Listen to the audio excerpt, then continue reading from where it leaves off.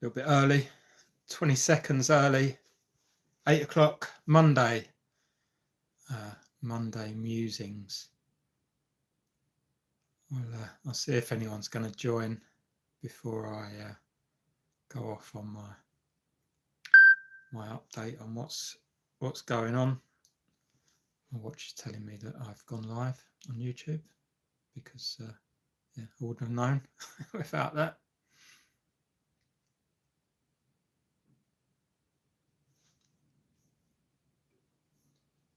After last week, I got sent some questions from an unnamed.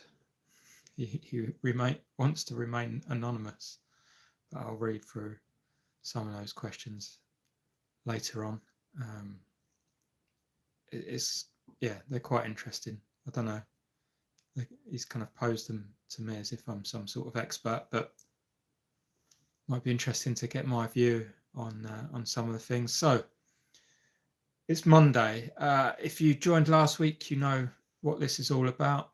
If you didn't, I basically am going to do one of these every week where I talk about what went on the week before, the weekend specifically, usually for us golfers that have got proper jobs.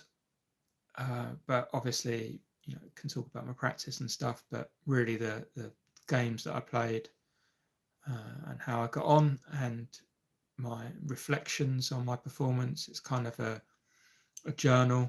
I'm writing a physical journal about golf now, which I've done in the past, and I've found really helpful to stop me forgetting stuff. When you find a feel or whatever, keeping that feel in your mind and writing it down really helps.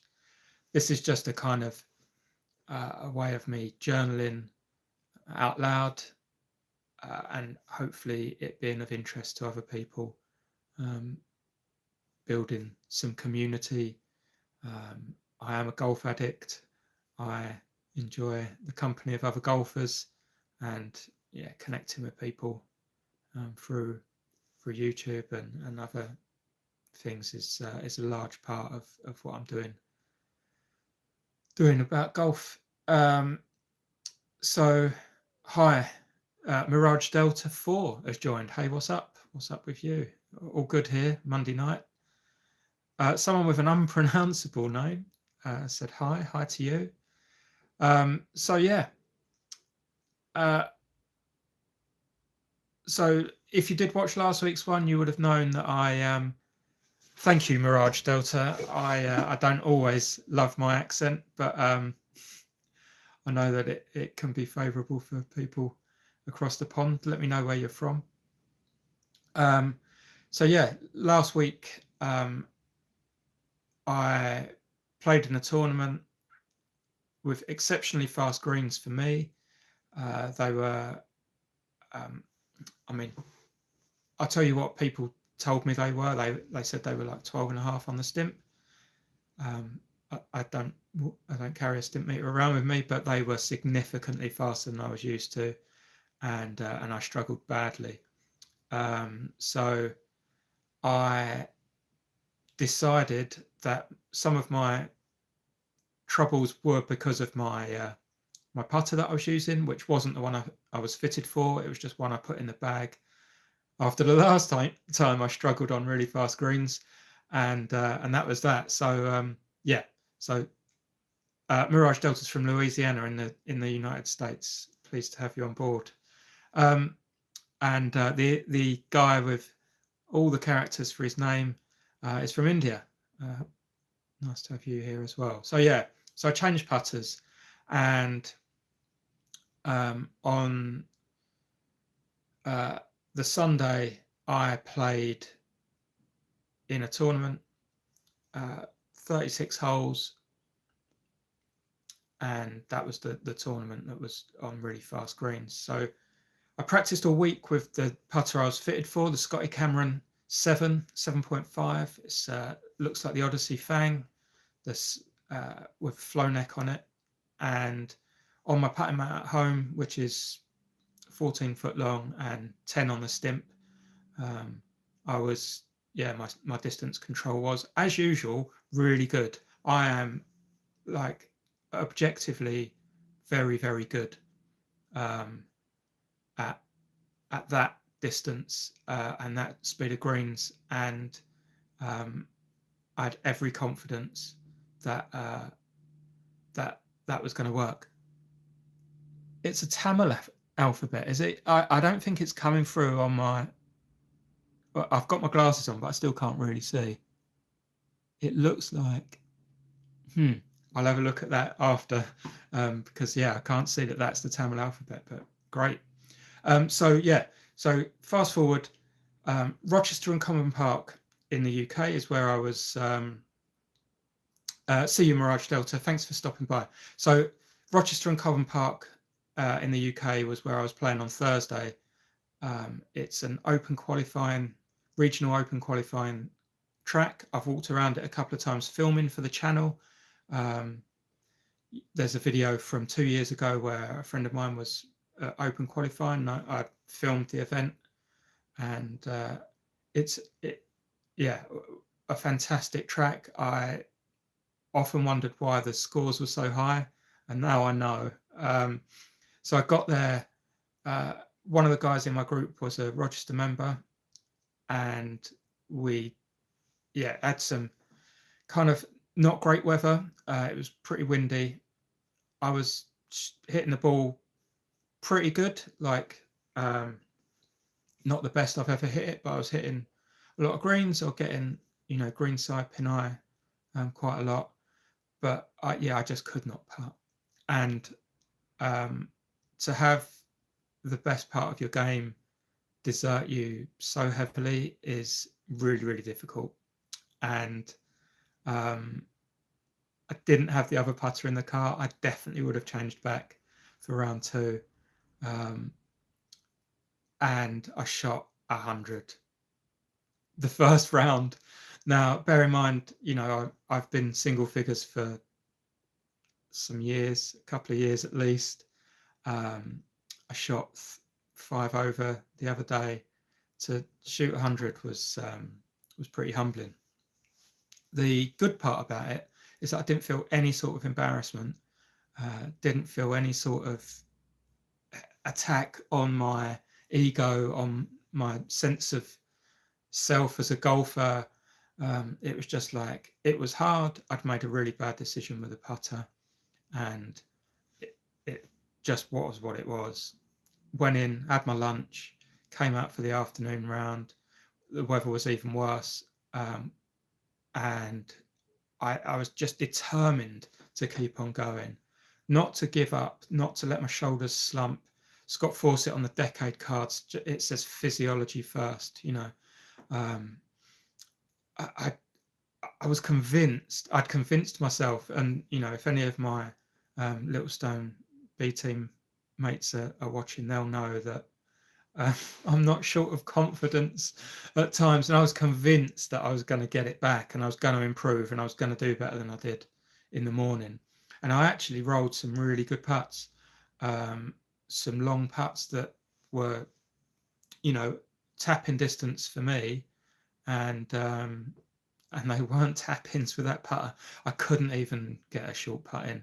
It was absolutely disastrous. I shot 95 in the afternoon.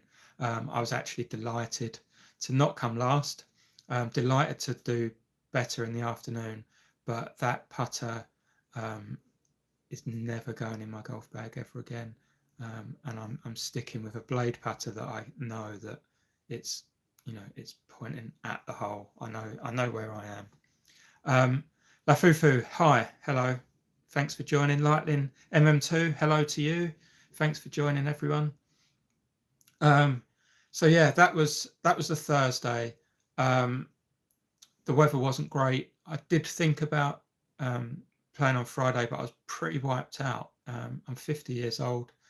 I'm pretty fit, but sometimes 36 holes in a day, especially when you're grinding, especially when the weather's not very good, it can take it out of you. So rested on Friday, did some putting practice with the blade putter.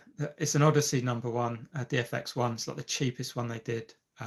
Really, really like it. So back to Ashford, which was the scenes of me shooting 2 rounds in the 90s the week before, and it was for an East Kent League match. One that we really wanted to do well in, one that I doubted we could do well in because I think every team has lost 5-0 or 4-1 there.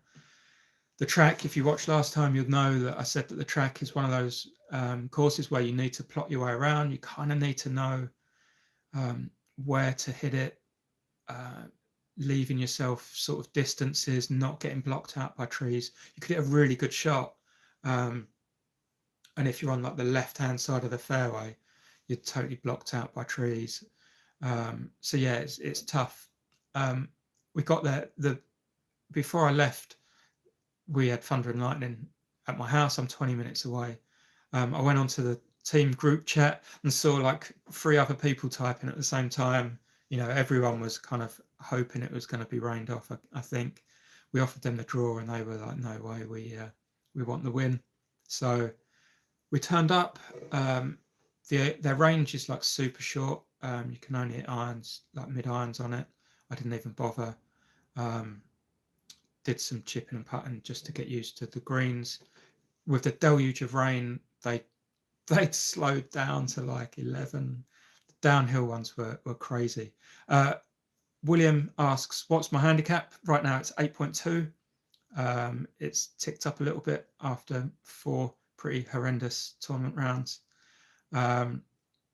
My friend with the Tamil name says, by any chance do I listen to country music? I do like listen to some country music. I'm a bit of a Waylon Jennings fan. So we started the tournament. The 2 guys that we were playing against, that's 4-ball better ball format for East Kent League. 5 matches go out, 1's a scratch match, and then 4 handicap matches, maximum handicap of 10, playing handicap of 10. The 2 guys that we were playing against, me and my partner Gary, they were off. When they played at Littlestone at home, they played in the scratch match and won. So I was expecting a tough time from them, and yeah, they didn't disappoint. We lost 5 and 4. I say we lost. We got beaten. We didn't play particularly well. We didn't play as well as we could, but I think we hold like some decent putts and we apply pressure now and again. But yeah, those guys, they're really good. They're great players. One was off 3, one was off 10, and yeah, eagles and birdies were winning holes. So tough ask. We lost 5-0. Good luck to them. They're going up this season, and it's a shame that we won't get to play them next year. But I am probably going to be joining Ashford Golf Club as a second club, because they play their tournaments on their competitions on Sundays. We generally play ours on Saturdays. Just want to cram in as much golf with a card in my hand as possible.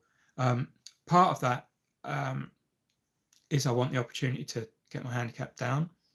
Part of it is that I get a bit bored if I don't have a card in my hand, and I can't submit supplementary scores or whatever they're called now under WHS, like casual rounds, because the events that I want to enter, like Kent County events and that sort of stuff, they stipulate that you can only have 4 casual rounds in your counting 20. So I'm just avoiding those and just doing as much as I can. William Kirby, yeah, Ashford in Kent.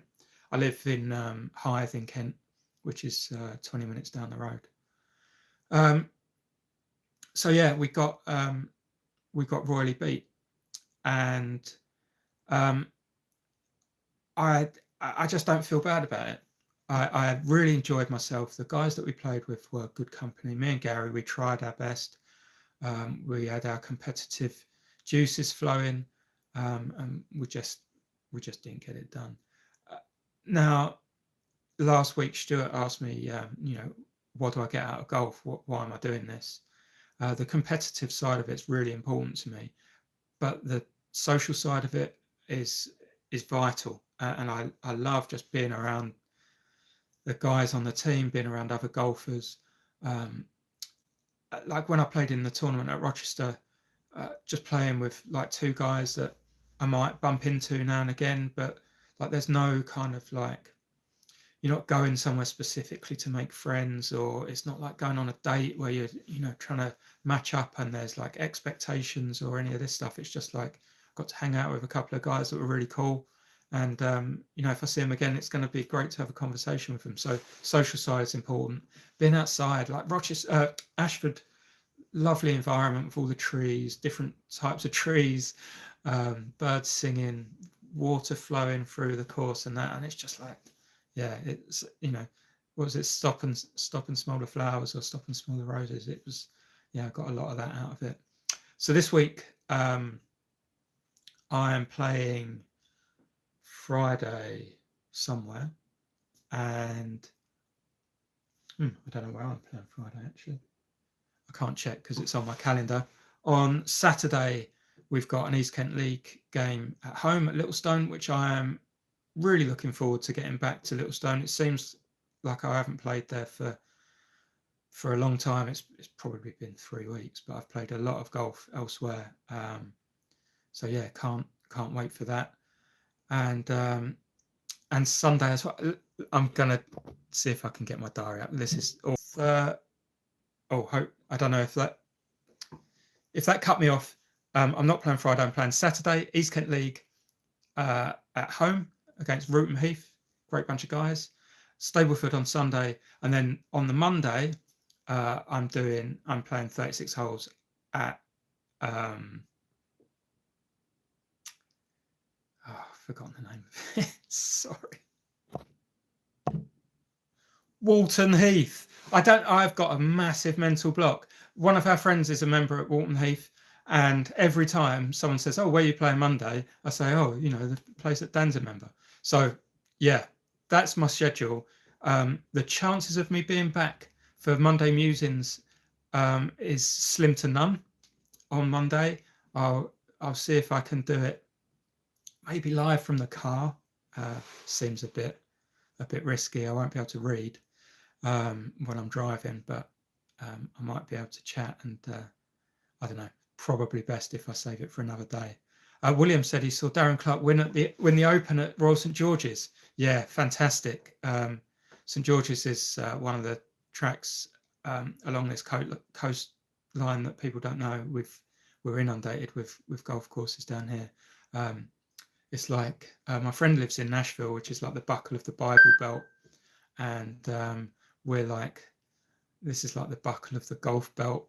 There's like all sorts of great places down here. Hi, Burnbread 8. I look like your running instructor. Oh, well, I hope they're a better runner than me. I managed to eke out 3 kilometers today, and yeah, my legs were burning afterwards. So yeah, gonna carry on. So as I said at the beginning, someone from last week sent me some questions, which I'm just gonna quickly talk about. So the first one was, you mentioned last week some goals. What do you think at this stage are your strengths and weaknesses? I mean, so my confidence is a strength. I think that I probably think too much as a weakness. I've overcomplicated my approach on the course at some points. Now, after reading John Sherman's excellent book, I've got a very, very simple course of action for playing golf. Middle of fairway, middle of green, 2-putt, walk away. It's yeah, there's a bit more to it, but that's basically it. And I don't do a lot of thinking anymore. I'd say it's going well. It was until the issue with the fast greens. I'm a pretty good ball striker, objectively good ball striker. I'm a pretty good putter, lag putter, can read greens all right. My driver is the one thing that I just need to, I'd like to hit it a little bit further and just with a little bit less dispersion. Like, yeah, I'm probably hitting it like 260, probably with like a 75-yard dispersion. If I can get that to 280 with a 65-yard, that would be fantastic. I hit my forward really well, so it's not a massive issue at the moment. On your goals, what's the path you're setting off to achieve those? Practice, and practice the right things. So I have identified that basically I can work on my swing all I like, and I'm kind of just tinkering and just kind of cleaning things up, but really just matching the club face up to the path is everything. People have told me this throughout the years, just square the face up, and I never got it until now. That's all I'm interested in. Got TrackMan at work or in the building, and he I've got a TrackMan in the building, so I can just focus on like a single number, just face the path, that's it. Get it ever so slightly negative, hit that draw. I'm actually enjoying hitting very slight fades with the irons, but yeah, putting practice. I need to find out how I'm going to practice fast putting. It's not something that I'm good at. What does scratch golf mean to you past the number? So I'm not actually that bothered about being scratch. Like I think the whole journey to scratch thing was it's like a way to get views or whatever, and Stu mentioned me on his channel and said I was on my way, that was my aim really. If I can get my handicap under 2, that gets me into any tournament I want to play, and then when I'm 55, if I'm still below 2, I've got a chance of getting into the Kent seniors team or whatever, which is kind of, I just want to play more golf, and the more tournaments I can get into, the better. Although some of the European stuff, I realized this week that or last week, that the European senior stuff starts at 50, and the Malaga Open, Marbella Open, I looked at the ballot for last year and someone off 8 got in. So yeah, it's not like a massive thing for me handicap wise, but it's just about getting into tournaments rather than a number. I don't really care. I don't feel particularly defined by it now that I'm single figures. William says on the first day of the Open, he walked past the first 9 with a lad from Rotherham Golf Club. He later won the Masters. Fantastic. That's fantastic. So are you focusing on comps or personal milestones, e.g. Tuesday Stableford versus no lost balls off the tee? I have my routine, my kind of plan for playing golf that I've briefly talked about there. I just want to stick to it. Sticking to it is basically is the process and is a mental goal. Scott Fawcett talks about the mental scorecard. He got that from Dr. Michael, someone or other, I don't know who it was. So yeah,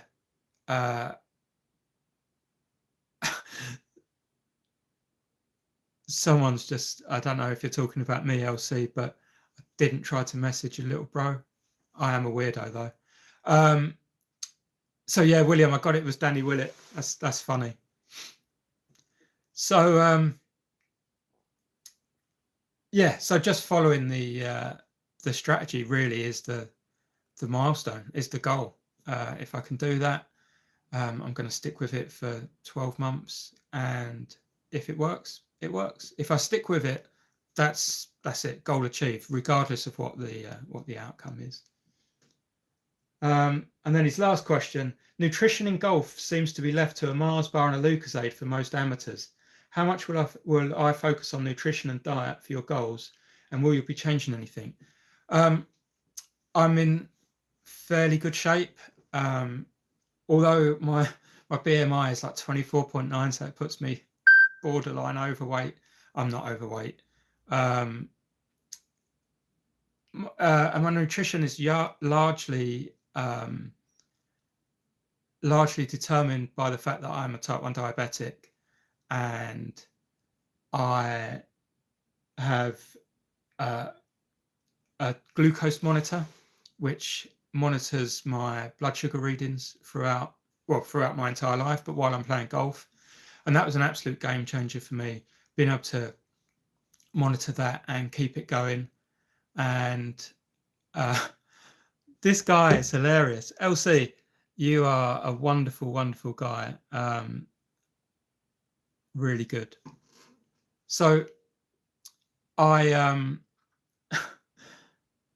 I monitor my glucose, and I try and maintain it in a range that is kind of on the higher side. So diabetics are supposed to manage their glucose between 4 and 10, and if it drops low, then you can you kind of lose your ability to think. You lose the feeling of strength, wobbly legs, that sort of thing. Like if any of you have done any exercise or haven't eaten for a long time and you feel shaky, that's the feeling of low blood sugar. Hard to play golf like that. So I kind of let it run a little bit high, not like, because if it goes too high, then you get brain fog and upset stomach. And anytime it dips down to like 5, I'll eat something. Now, for the most part, I'm trying to eat reasonably complex carbohydrates, like some oat bars, that sort of thing, that have got a fair amount of carbohydrate in them, like 10 grams of carbs. And that will just keep the graph kind of going along. If it drops pretty quickly, I'll eat jelly babies. They're a fantastic source of glucose or sugar. I think it's a lot of fructose in them, and they're 5 grams each, so you know exactly how much you're getting, and it's like super easy to dose like that. The club matches are kind of interesting because we usually get a fry up beforehand. I try and moderate my my carbohydrate intake there. If you take, so that like the more insulin you take, the bigger the error could be. So I try and keep like to 20 grams of carbs with my breakfast, but all the protein and all the fat, eggs, bacon, sausages, beans, all that stuff is feels like good fuel for me, and I seem to play pretty well on that and feel pretty good for the entire round. But yeah, in general, for non-diabetics, I would say that eating protein and fats would probably be the way to go. Your pancreas is doing a good job. You'll kick out sugar from your liver if you need to, but nuts basically is probably your friend in golf. So yeah, those are the questions that I had. That's the update. We're coming up to the half-hour mark. If anyone's got any questions, I'd love to answer them now that our friend has disappeared from the chat and not trying to disrupt us. I'll give you a minute or so to come up with any questions, and then I'll call it a day. Stu, good golf coaching. Good to see you, mate. Yes, I am playing at the weekend. I managed to mess up telling everyone about that a couple of times because my memory's bad, and B, I was trying to look at my calendar, and I think the live kept on ending. I've never switched apps before doing a YouTube live. So I've got an East Kent League at home at Littlestone on Saturday against Rootham Heath. Good bunch of guys. I know that Stu once had the course record at Walton Heath. Not Walton Heath, Rootham Heath. A Stableford on Sunday, which is a rare Sunday Stableford for Littlestone. And Monday, I am playing Walton Heath, which is the one that I keep on forgetting. 36 holes at Walton Heath. Individual Stableford in the morning, foursomes in the afternoon. That's with the Stock Exchange Golfing Society, which I recently joined. And I played Swinley Forest in my first meeting with them, and now Walton Heath. Probably won't be back for the Monday night live. I don't know if I'm playing both courses. I think that we're playing maybe we're playing the old in the morning and the new in the afternoon, or vice versa. Can't remember. I know I've never been there. I'm super excited. The guys in the Stock Exchange Golfing Society are all pretty good golfers as well, and everyone I met last time was a fantastic company. So I'm really looking forward to it. So anyway, that's it. That's the end of the Monday Musings. Half an hour. Most Mondays, possibly not next Monday, but everyone who came along, thanks, apart from the people that tried to disrupt it. And I'll see you next time. Cheers.